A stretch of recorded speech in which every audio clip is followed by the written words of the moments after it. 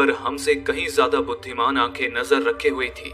वो हमें ठीक वैसे ही देख रहे थे जैसे कोई वैज्ञानिक माइक्रोस्कोप से पानी की एक बूंद में रेंगते सूक्ष्म जीवों को देखता है।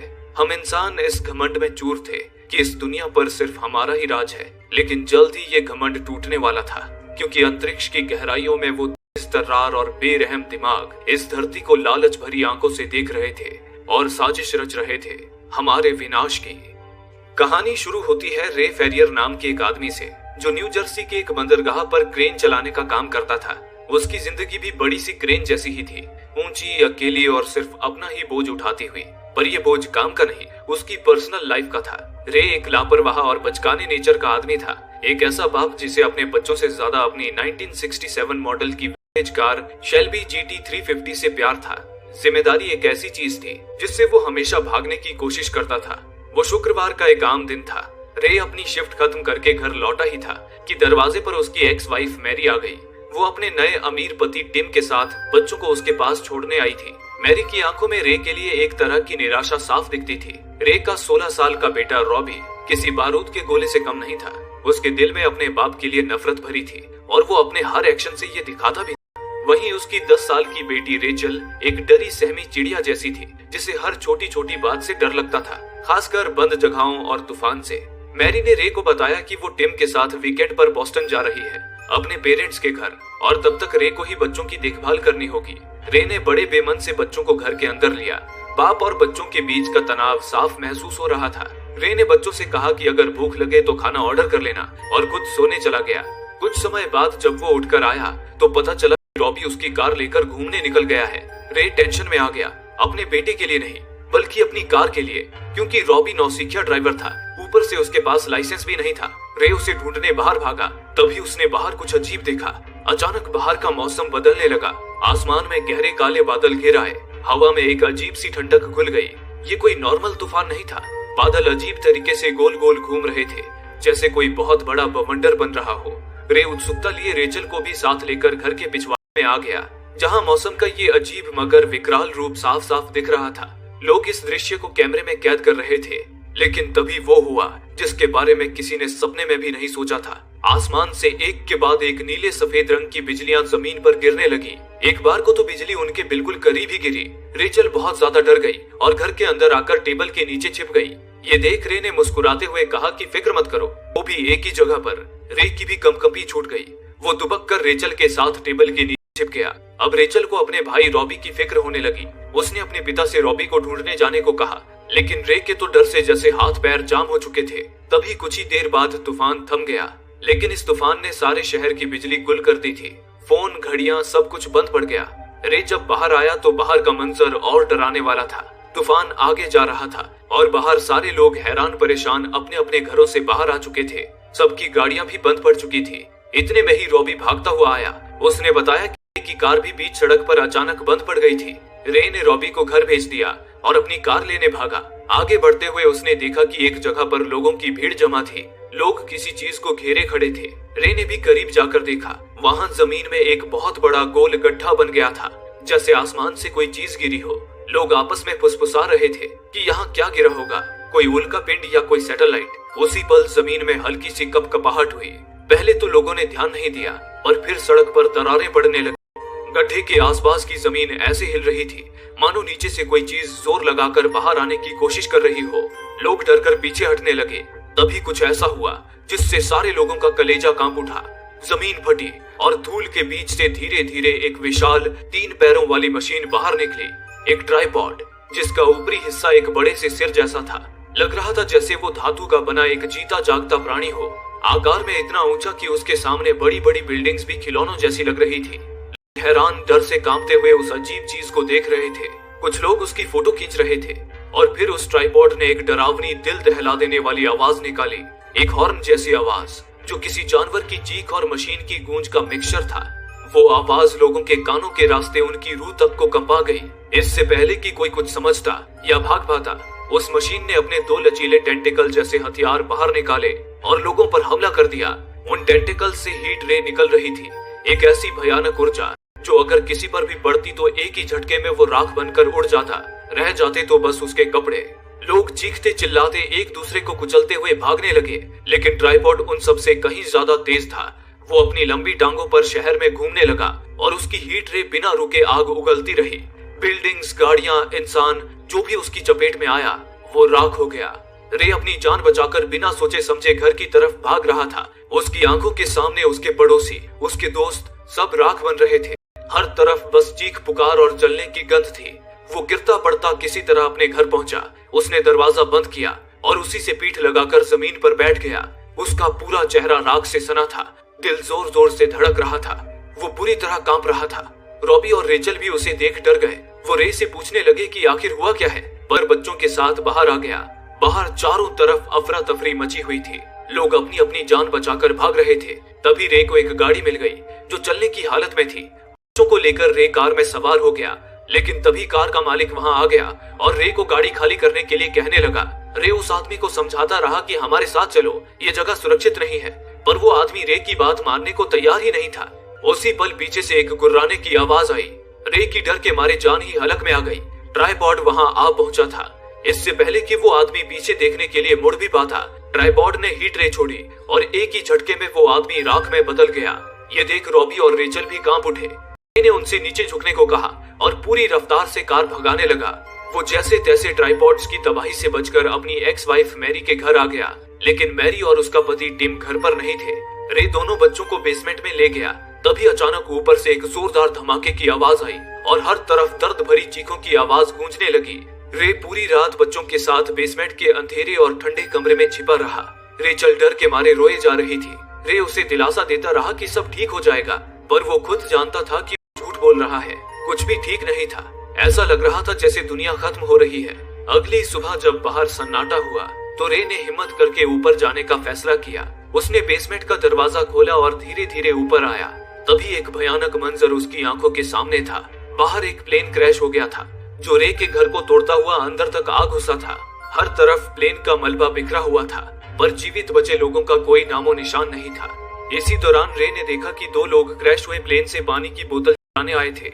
रे के पूछने पर उन्होंने बताया कि वे रिपोर्टर्स हैं और मिलिट्री के साथ उस ट्राइपॉड के हमले की कवरेज लेने आए थे। रे ने उनसे ट्राइपॉड्स के बारे में पूछा कि आखिर वो क्या चीज है। इस पर रिपोर्टर ने बताया कि वो ट्राइपॉड्स क्या चीज है ये कोई नहीं जानता, लेकिन वे ढेर सारे हैं और पूरी दुनिया में फैल चुके हैं और शहरों को खाक में मिला दिया है। ये जहाँ भी जाते हैं वहाँ से इंसानों का अस्तित्व ही मिटा देते हैं। इन्होंने सारी दुनिया के कम्युनिकेशन सिस्टम और सैटेलाइट्स को नष्ट कर दिया है। ये सुनकर डर और हैरानी से रे की आंखें चौड़ी हो गई। रिपोर्टर ने आगे बताया कि शायद ये ट्राइपॉड्स इंसानों से भी पहले धरती के नीचे दफन थे, किसी खास मकसद से। फिर रिपोर्टर ने रे को बिजली गिरने के वक्त की एक फुटेज दिखाई और बताया कि उनके शहर जैसा तूफान पूरी दुनिया में आया था और उसमें से जो बिजली गिरी थी वो कोई आम बिजली नहीं थी, बल्कि वो किसी कैप्सूल जैसी चीज को अपने आप में समेटे हुए थी। वो आसमान से गिरी और जमीन को चीरती हुई अंदर चली गई। उन कैप्सूल्स में शायद कोई था और अब वही इन ट्राइपॉड्स को चला रहा है। रिपोर्टर ने ये भी बताया कि इन ट्राइपॉड्स के आसपास एक अदृश्य शील्ड है जो काफी दूर तक फैली हुई है। मिलिट्री ने बंदूक, टैंक्स और रॉकेट से भी हमला किया, लेकिन उस शील्ड ने उनका बाल भी बांका नहीं होने दिया। अब रे समझ गया कि यहाँ एक पल भी रुकना मौत को दावत देना है। वो फौरन बच्चों को लेकर वहाँ से निकल के दिल में रे के लिए नफरत और बढ़ गई थी। वो समझ गया था कि रे एक बार फिर उसे और रेचल को उसकी माँ के पास छोड़कर खुद जिम्मेदारियों से भाग जाएगा। रॉबी अपने पिता को कायर कहकर गाड़ी से उतर गया। तभी उसे एक मिलिट्री यूनिट वहाँ से गुजरती हुई दिखी। वो मिलिट्री वालों को चिल्लाकर कहने लगा, मुझे भी अपने साथ ले चलो, मैं कायरों की तरह मरना नहीं चाहता। मुझे भी उन एलियन से बदला लेना है, उन्हें वापस खदेड़ना है। लेकिन मिलिट्री वाले उसके लिए नहीं रुके। रे ने जैसे तैसे उसे शांत कराया। इसी दौरान रेचल बाथरूम के बहाने रे से पीछा छुड़ाकर भाग रही थी, लेकिन आगे जाकर एक नदी ने उसका रास्ता रोक दिया। उसी पल रेचल ने एक भयानक मंजर देखा। नदी में सैकड़ों इंसानी लाशें तैर रही थी। रेचल डर के मारे चीखने ही वाली थी कि तभी रे उसके पास आ गया और उसे और रॉबी को लेकर फौरन वहां से निकल गया। रे अब हडसन नदी की ओर बढ़ रहा था ताकि वहां से बोट में बैठकर बोस्टन तक जल्दी पहुंच सके। लेकिन जब वो हडसन के करीब पहुंचे तो देखा कि शहर के सारे लोग भी नदी की तरफ ही जा रहे थे। यहाँ केवल रे के पास एक कार थी जिससे वो जल्दी बोट तक पहुंच सकता था। लोग रे से लिफ्ट मांगने लगे, लेकिन रे को बच्चों की फिक्र थी, इसलिए वो रुका नहीं। तभी भीड़ ने रे और बच्चों पर हमला कर दिया और उनकी कार छीनने के लिए उन्हें बाहर निकालने लगे। रे ने उनसे लड़ने की कोशिश की, पर वो अपनी कार नहीं बचा पाया। रे बच्चों को लेकर पैदल ही नदी तक पहुंचा। अब सिर्फ आखिरी फेरी बची थी जो पहले ही सवारियों से भर चुकी थी। रे जल्दी उस फेरी की तरफ बढ़ने लगा। इसी दौरान रेचल की नजर जंगल की तरफ गई। उसने देखा कि पेड़ों में हलचल हो रही थी। तभी एक तेज हॉर्न की आवाज गूंजी और निकल कर आए 3 विशाल ट्राइपॉड्स। उसे देख भीड़ बेकाबू हो गई। कुछ लोग फेरी की तरफ भागे तो कुछ लोग वापस शहर की तरफ। इतने में ही फेरी भी निकलने लगी। रे जैसे तैसे बच्चों को लेकर फेरी में सवार हो गया। अब ट्राइपॉड्स बनकर बरसने लगे। वे किसी चींटी की तरह इंसानों को मसल रहे थे, बेरहम और बिना रुके। वहीं जो लोग फेरी में नदी पार करने निकल चुके थे, उन्हें लग रहा था कि अब वो बच गए, लेकिन उनकी ये खुशी सिर्फ कुछ पलों की थी। एक ट्राइपॉड पानी से भी निकल आया और पूरी फेरी को ही पलट कर रख दिया। लोग चीखते हुए बर्फीले ठंडे पानी में गिर गए। रे भी बच्चों के साथ पानी में जा गिरा। चारों तरफ भगदड़ और चीख पुकार थी। वो ट्राइपॉड पानी में गिरे लोगों को अपने टेंटिकल से उठाकर उन्हें अगवा करने लगा, लेकिन रे ने पलटकर नहीं देखा, क्योंकि उसे बस किसी भी तरह बच्चों को बचाना था। वो बच्चों को लेकर बस तैरता रहा और किसी तरह किनारे तक जा पहुंचा। उन्होंने किनारे से देखा, ट्राइपॉड्स हर हिलती डुलती चीज को अपने टेंटिकल से उठा ले जा रहे थे। न जाने वे उनके साथ क्या करते थे कि लोगों के बस कपड़े नीचे गिरते थे। रे एक पल भी वहां नहीं रुका। बच्चों को लेकर वो आगे गया, जहां उन्हें कुछ और जीवित लोग जान बचाकर भागते नजर आए। रे और बच्चे उनमें शामिल हो गए। इस दौरान रॉबी ने बहुत कुछ भयानक देख लिया था, लेकिन अंदर डर नहीं बल्कि जज्बा था उन ट्राइपॉड्स को अपने शहर से मिटाने का। रे को अपने बेटे की बहादुरी देख खुशी तो थी, पर उसे खोने का डर भी था।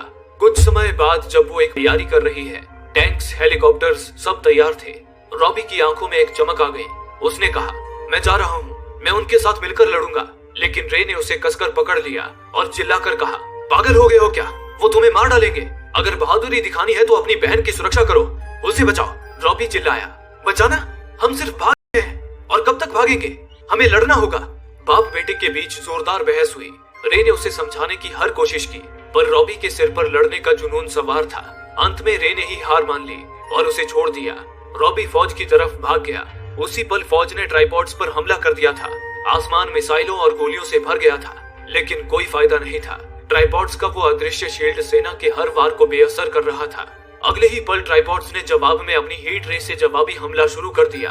एक के बाद एक सारे टैंक्स और हेलीकॉप्टर्स आग के गोलों में बदलने लगे। तभी एक जोरदार धमाका हुआ। जिस पहाड़ी की तरफ रॉबी भागा था, वो पूरी तरह से आग की लपटों में घिर गई। रे उस आग के गोले को बस देखता रह गया। उसकी आंखों से आंसू बह रहे थे। उसे लगा कि उसका बेटा उस आग में जलकर राख हो गया है। तभी उस आग में से निकलकर एक ट्राइपॉड बाहर आया। लोग डरकर भागने लगे। टूटा हुआ, हारा हुआ रे भी रेचल को लेकर सुरक्षित जगह की तरफ भागा। खुला मैदान था, बचने का अब कोई रास्ता नजर नहीं आ रहा था। तभी पास के एक फार्म हाउस से एक आदमी ने रे को आवाज दी। रे उसकी तरफ भागा। वो आदमी रे और रेचल को लेकर बेसमेंट में छिप गया। ऊपर ट्राइपॉड्स मौत का कोहराम बरपा रहे थे और इधर रे, जो खुद डर से कांप रहा था, अपनी बेटी को किसी तरह शांत कराने की कोशिश में लगा था। वहीं एक और वो शख्स जो इस फार्म हाउस का मालिक था, एक कोने में बैठा अपनी कुल्हाड़ी पे धार लगा रहा था। उसकी नजरें लालच से भरी रे और रेचल को घूर रही थी। कुछ समय बाद उस आदमी ने रे को ड्रिंक ऑफर की और हार्लन ओगिल्वी के तौर पे अपना परिचय दिया। रे ने भी उसे अपना नाम बताया और शरण देने के लिए उसका शुक्रिया अदा करके सोने जाने लगा। लेकिन तभी ओगिल्वी ने उसे रोका और कहा, रे, क्या तुम डर रहे हो? रे ने सिर झुका लिया, जैसे इस सवाल से बचना चाह रहा हो। ओगिल्वी ने कहा, समझ सकता हूँ, बेटी साथ है, डर तो लगेगा ही। रे, पता है मैंने इस तबाही में अपने पूरे परिवार को खो दिया। जरा सोचो रे, इन शैतानों ने दुनिया की सबसे ताकतवर फौज को चंद पलों में रौंद दिया। क्या तुम उनसे बचकर भाग पाओगे? ये कोई जंग नहीं है रे, एक सफाया है। जैसे हम इंसान अपने घर की सफाई करते वक्त कीड़े मकोड़ों को मार डालते हैं, वैसे ही ये एलियन ट्राइपॉड्स हमें कीड़े समझते हैं। ये पूरी इंसानियत का सफाया करने आए हैं ताकि हमारी पृथ्वी पर कब्जा कर सके। ये सुन रे ने चिढ़कर कहा, चुप हो जाओ, तुम मेरी बेटी को डरा दोगे। लेकिन ओगिल्वी के दिमाग में तो अजीब सी सनक भरी थी। वो बोलता रहा, रे, मुझे पता है मौत क्या होती है। पहले मैं शहर में एम्बुलेंस चलाता था। मैंने देखा है, बचते वही लोग हैं जो आखिरी दम तक अपना होश नहीं खोते, अपनी आंखें बंद नहीं करते, जो जीने के लिए संघर्ष करते हैं, भागते नहीं। हमें भी अगर बचे रहना है तो हमें लड़ना होगा। इन्हीं बातों के दौरान आज पूरा झुंड लोगों को बेरहमी से मार रहा था। रे समझ गया कि वे लोग किसी सुरक्षित जगह पर नहीं, बल्कि मौत के मुंह में आ गए हैं। उसने गुस्से में ओगिल्वी से पूछा, सच सच बताओ, तुमने हमें यहाँ क्यों रुकने दिया? ओगिल्वी ने कहा, ताकि तुम मेरे साथ मिलकर उनसे लड़ सको। तुम्हें पता है, ओसाका में जापानियों ने एक ट्राइपॉड मार गिराया। इसका मतलब है कि उनकी कोई कमजोरी है। अगर वो ट्राइपॉड्स को मार सकते हैं तो हम क्यों नहीं? अब हम जमीन के नीचे हैं, ठीक उनके पैरों के नीचे। जब सही समय आएगा तब हम हमला करेंगे और उन्हें वही सरप्राइज देंगे जो उन्होंने हमें दिया था। रे समझ गया कि ओगिलवी पागल हो चुका है, उसे अब बस मौत नजर आ रही थी। इसी दौरान रे ने देखा कि उनके बेसमेंट के अंदर अजीब सा लाल रंग का जड़नुमा पौधा उग आया था। ये पौधे ट्राइपॉड्स ही पूरे शहर में फैला रहे थे। तभी अचानक ही वहाँ एक अजीब सा सन्नाटा पसर गया। रे सतर्क हो गया। इतने में ही छत तोड़कर ट्राइपॉड का एक टेंटिकल बेसमेंट के अंदर घुस आया। रे रेचल को लेकर एक कोने में छिप गया। वो टेंटिकल किसी सांप की तरह पूरे बेसमेंट में घूम घूम कर तलाशी ले रहा था। हल्की सी आवाज से भी वो उसकी ओर आकर्षित हो जाता था। रे रेचल को लेकर जैसे तैसे उससे छिपता फिर रहा था। तभी सन की ओगिलवी ने कुल्हाड़ी उठा ली। वो उस टेंटिकल को काट कर रख देना चाहता था, लेकिन रे ने उसे देख लिया। रे जानता था कि कुल्हाड़ी का वार ट्राइपॉड का कुछ नहीं बिगाड़ पाएगा, उल्टा वे उसकी नजरों में आ जाएंगे। उसने ओगिलवी के आगे हाथ जोड़कर किसी तरह उसे शांत कराया और उसे अपने पास बुलाया।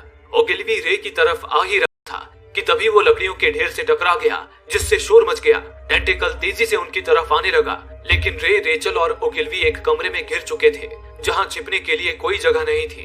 अब उनकी मौत तय थी। पर तभी रे को एक बड़ा आईना मिल गया। उसने वो आईना सामने रखा और सभी को लेकर उसके पीछे छिप गया।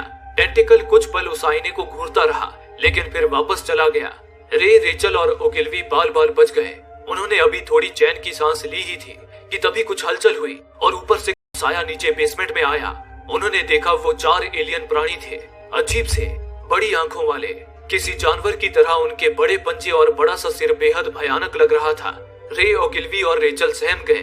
वे एलियंस पूरे घर में घूम घूम कर तलाशी ले रहे थे और इंसानों की बनाई चीजों को देख रहे थे। ओगिलवी के पास बंदूक थी और उसका दिमाग फिर चुका था। वो उन एलियंस को मारना चाहता था, लेकिन रे ने उसकी बंदूक पकड़ ली और उसे रोकने लगा, क्योंकि ये खुशी थी। पर ओगिलवी उससे लड़ने लगा और अपनी बंदूक वापस ले ली। गनीमत थी कि उसी वक्त ट्राइपॉड का हॉर्न बजा और एलियंस वापस चले गए। रे की जान में जान आ गई। वो रात उन तीनों के लिए दहशत में गुजरी। तभी अगली सुबह रे ने कुछ भयानक देखा। उसने देखा कि एलियन द्वारा उगाए गए जड़नुमा पौधे और विकसित हो रहे थे और उनमें से लाल तरल पदार्थ बह रहा था। रे ने खिड़की से झांक कर देखा। खिड़की से भी पानी के फुहार जैसा लाल तरल हवा में उड़ रहा था। रे ने देखा कि वो ट्राइपॉड्स अपने पाइप जैसे एक अंग से वो लाल तरल हर तरफ सींच रहे। लाल पदार्थ इंसानों का खून था। ट्राइपॉड्स इंसानों को चूस रहे थे और उन्हें किसी फर्टिलाइजर की तरह अपने पौधों में सींच रहे थे।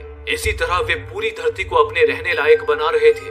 ओगिलवी ने भी ये खौफनाक दृश्य देखा और कांप उठा।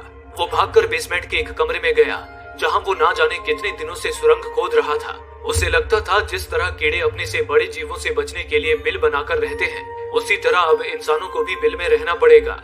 यही आने वाली इंसानी पीढ़ी का भविष्य होगा। इस दौरान वो पागलपन में बार बार चिल्लाए भी जा रहा था, अब हम सब मरने वाले हैं, हम सब मरने वाले हैं। रे को डर था कि कहीं एलियंस ने वो आवाज सुन ली तो उसकी और रेचल की जान पर बन आएगी। उसने ओगिलवी को समझाने की कोशिश की कि शांत हो जाओ, लेकिन ओगिलवी कुछ भी सुनने को तैयार नहीं था। उसने रे को शॉवेल से मारकर दूर हटा दिया। रे अपने बेटे को तो खो चुका था, पर रेचल को खोना नहीं चाहता था। ऐसे में उसे सिर्फ एक ही रास्ता सूझा। उसने रेचल की आंखों में पट्टी बांधी, ओगिलवी के कमरे के अंदर गया, दरवाजा बंद किया और ओगिलवी को हमेशा के लिए मौत की नींद सुला दिया। अब रे को लगा कि वो और उसकी बेटी सुरक्षित है। वो रेचल को गोद में लिए सोफे पर चैन से सो गया। पर कुछ ही देर बाद एक शोर सुनकर रेचल की आंखें खुली। उसकी आंखों के सामने ट्राइपॉड का एक टेंटिकल हवा में लहराता हुआ उसे घूर रहा था। रेचल उसे देख चीख पड़ी और दूर हट गई। टेंटिकल रेचल को पकड़ने बढ़ने लगा, पर तभी रे ने कुल्हाड़ी उठाई और टेंटिकल पर बेतहाशा वार करके उसे काट डाला। टेंटिकल वापस चला गया, पर साथ ही रेचल भी डर के मारे बाहर भाग गई। रे सख्ते में आ गया और उसे ढूंढने बाहर भागा। बाहर रे की आंखों के सामने एक खौफनाक मंजर था। हर तरफ जड़नुमा एलियन पौधों का जाल बिछा हुआ था, इंसानों के खून से सना। दूर दूर तक इंसानों और इंसानी बस्ती का सफाया हो चुका था।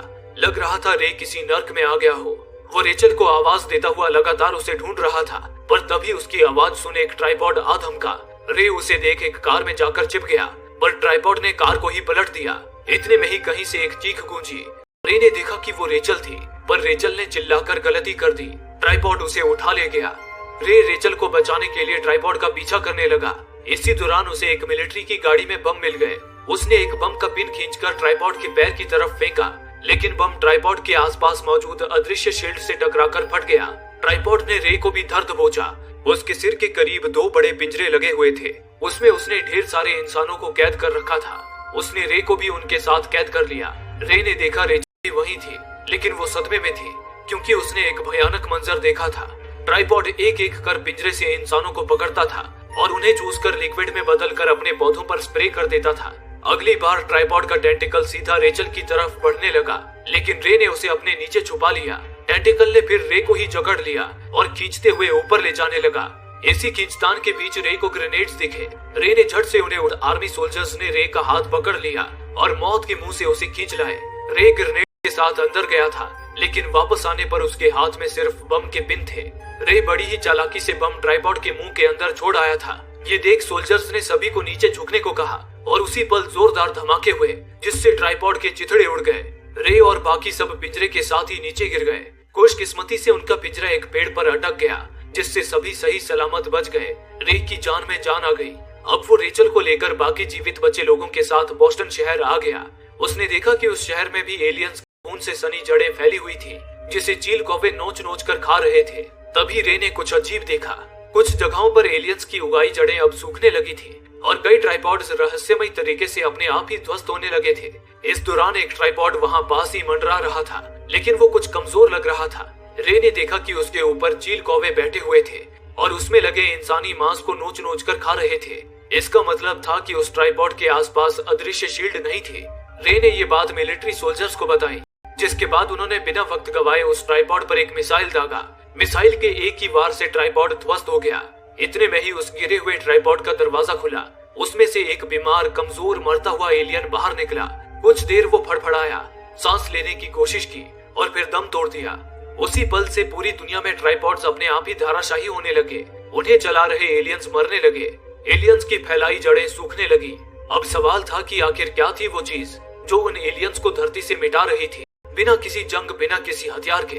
दरअसल जो काम बड़े बड़े हथियार नहीं कर पाए, उसे धरती की सबसे छोटी चीजों ने कर दिखाया, जिन्हें भगवान ने अपनी समझ से इस धरती पर रखा था। एलियंस के पास भले ही ताकत थी, एडवांस हथियार थे, पर वे इस धरती की हवा, पानी और यहाँ मौजूद करोड़ों अरबों छोटे छोटे कीटाणुओं और बैक्टीरिया के लिए तैयार नहीं थे। हम इंसान जिन कीटाणुओं के साथ हजारों सालों से जी रहे हैं और जिनके खिलाफ हमारे शरीर ने इम्यूनिटी यानी बीमारियों से लड़ने की ताकत बना ली है, वही कीटाणु इन एलियंस के लिए घातक साबित हुए। सारे एलियंस बीमार होकर मर गए। कुदरत ने खुद ही अपनी रक्षा कर ली थी। उधर रे अपनी बेटी रेचल को लेकर उसकी माँ मैरी के माता पिता के घर पहुंचा। उसका दिल जोरों से धड़क रहा था। क्या वो लोग जिंदा होंगे? क्या घर सलामत होगा? तभी घर का दरवाजा खुला। अंदर से मैरी और उसके पेरेंट्स निकले। वो बिल्कुल सही सलामत थे। वो रे और रेचल को जिंदा देखकर रो पड़े। मैरी ने रे का शुक्रिया अदा करते हुए अपनी बेटी को गले लगा लिया, पर रे मायूस था। अपने बेटे को खोने का गम उसे अंदर ही अंदर कचोट रहा था। तभी रे ने किसी को देखा। उसे अपनी आंखों पर यकीन नहीं हुआ। अंदर से उसका बेटा रॉबी बाहर आया। वो जिंदा था। वो उस हमले में किसी तरह बच गया था और फौज के साथ बोस्टन पहुंच गया था। रॉबी भागकर अपने पिता के पास आ गया और रे से माफी मांगता हुआ रोने लगा। रे ने उसे अपने सीने से लगा लिया।